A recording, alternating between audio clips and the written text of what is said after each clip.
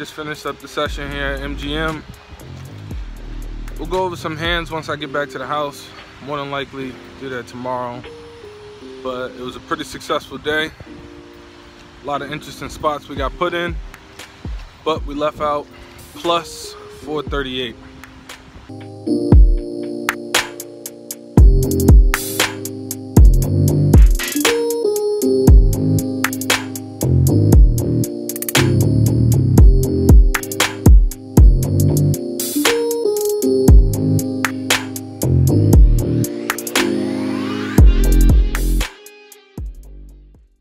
What's going on, guys? So we are back at the house now. The MGM session that you just watched was actually 2 days ago. Had some stuff I was doing all day yesterday and just got a chance to go over some of the hands. So let's jump right into it.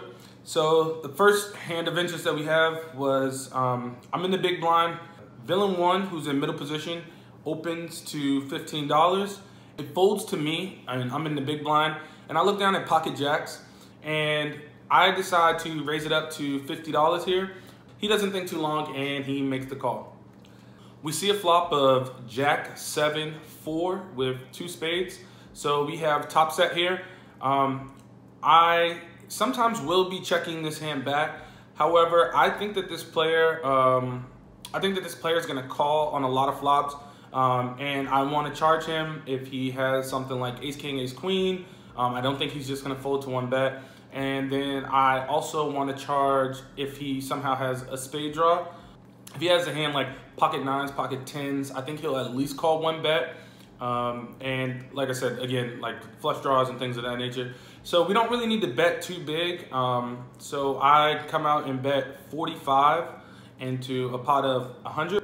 Doesn't think about it too long and quickly makes the call. So we go to the turn, and the turn is a 2 of diamonds. I decide to bet out here $100, and again, he doesn't think too long and he makes the call. So now I'm pretty much eliminating all Ace King, Ace Queen hands from his range for the most part. I'm also he's probably folding pocket 8s, pocket 9s. Obviously he doesn't have pocket 7s for a set or anything, otherwise we probably would have heard from him by now.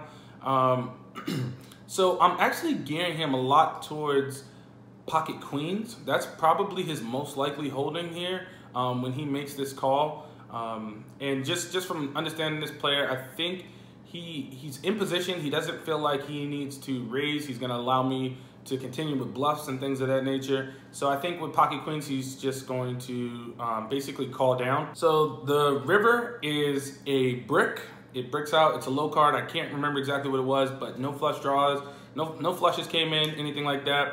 And I think here now we can just go ahead and jam in for his last $180, and we do just that. I shove, and he very quickly makes the call. I turn over my hand, and it's good. He looks pretty upset about the fact that you know, we had a set, and my only assumption is that he just had pocket queens. I'm almost putting him on that exactly.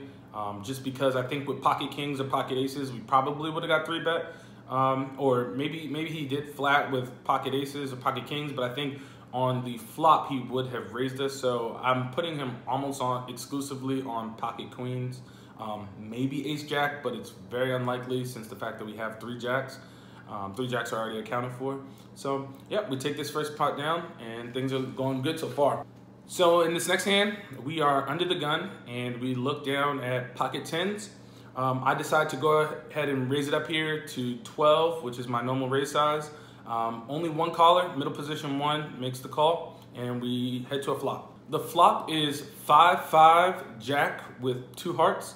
I elect to check it here, which I don't really necessarily know if I like a check on this type of board. But I mean, I think you can go check or bet here. I don't think it's that big of a mistake either way. But I do decide to go ahead and check it, and my opponent checks it back. So now I think we definitely have the best hand. I don't think he really has any jacks here. And we head to a turn. The turn brings in the 4 hearts, so now there are 3 hearts on the board. However, I don't really think we have to worry about it too much because I think with a flush draw, a lot of times my opponent is going to bet in position. And since he checks, I think that we just have the best hand here, like almost 100% of the time. So I decided to make a small bet. Don't want to see another fourth heart come out. And I think he could potentially call with hands like ace, king, ace, queen with the ace of hearts. So we do elect to bet and we make it 15, and my opponent quickly folds. So we take down another small pot. So in this next hand, we are in the big blind. It limps 3 ways, and we look down at ace-9 offsuit, and we are in the big blind. And since it's limping around, I'm just going to go ahead and check here and see a flop. I want to play a significant pot out of position with ace-9 offsuit. So we head to a flop.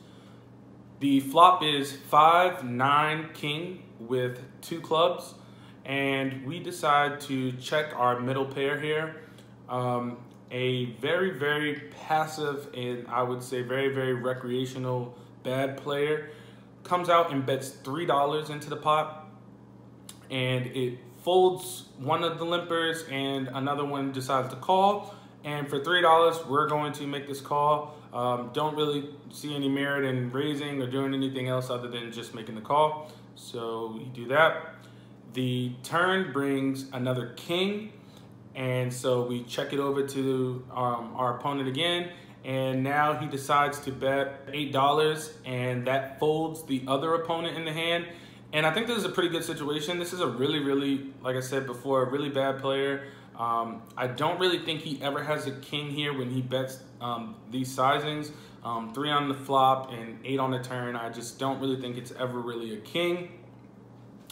So we decide to make the call. The river is the queen of spades. Another overcard to our pair, but just from the way that this opponent had been playing all day, or for the amount of time that I had seen him, he was making some very, very questionable plays, and just he's not a very good player. I think a lot of times here he has a 9, maybe even a 3 that he's just betting. He doesn't really know what he's doing. It may have been one of his first times playing poker, to be honest with you.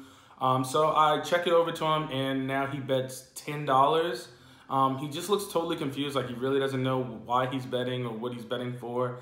And with that being said, like I said, I don't think he ever has a king. I think he's more geared towards a 9 or a 3. And so for that reason, I go ahead and make the call, and he turns over jack-9 offsuit. And so we're going to scoop this small pot with the ace-9. And the last couple hands that I have written down actually were a couple of, I'll say bad beat type hands, where it was just kind of funny to see exactly how loose recreational players can be. At MGM especially, for some reason, it just brings out some of the spazziest players ever. A player in middle position raises it to $12, and it limps a few ways around to me. I am on the button, and I look down at pocket 10s. I decide that I want to raise it up here. I think there's a lot of dead money in this pot, with all the limpers coming behind the pre-flop raiser. So I elect to bump it up to $60. Everyone folds except for an older woman in later position, and she kind of looks at her cards. She almost looks like she was thinking about going all in and possibly folding. So I really wasn't confused. I was really confused about what exactly she had such a heavy decision with. But in the end, she just decides to make the call. So at this time, I think, I really don't know what to think about her hand, to be honest. Sometimes these players, they do really, really weird things. And I've actually played with this lady a lot, also at Maryland Live a lot. I've also played with her at MGM once before. And, you know, she's a very nice woman. However, I don't think that she has any idea of what she's really doing in this game. A lot of times she makes some very peculiar plays or very peculiar call downs and things of that nature. So I really don't know what to think of her range at this time. Anyways, we see a flop, and it is 9-9 deuce. And she thinks about it for a while, actions on her, and then all of a sudden she shoves for $125 more. So at this time, I'm really not sure what it is that she has, but I've also seen her make a lot of spazzy plays. So I, reluctantly throw in the one chip for the call, and she starts shaking her head instantly. So I think we just have the best hand a lot here. The turn is a queen, and the river is an ace. And when the ace hits, she very, very quickly flips over ace king, and she's going to take this down. So this is something that you can't really account for. Something that just happens in live poker, especially at the really low levels. You will just get people that will just spaz out all of a sudden. There's nothing we can do here. She's a very sweet lady. I was a little, perplexed at her play, and I was a little, obviously I wish that ace never came. But this lady gives a lot of action in the game. She's really good for the game. So if anybody's going to take it from me, I'm okay with it being her. In the end, we ended up booking a win of $438. So still a pretty successful day. There were a couple more hands, key hands that happened. However, I did not write many of them down. I'm trying to improve on writing them down. So I guess let's talk briefly about where I've been, why I haven't been making videos. I made those 2 videos and then I kind of just disappeared. So during that time, it was a pretty big transition period for me. I actually recently, or about a year ago now, bought a house. So that took up a lot of my time. I did use some of the bankroll to pay for some of the down payments on the house and things like that. As well as I just recently got a new job, so I'm not traveling over an hour every day for work, so I'm able to play a lot more now. So that's really been good, and I've been playing for the last couple months, and it's been going really, really well. We actually have a pretty healthy bankroll now for 1-3, and things have been looking up, and I want to try to get back into the habit of making more videos, writing down hands and things of that nature. I really enjoyed the first couple videos I made. And so we will try to continue these vlogs from here on out.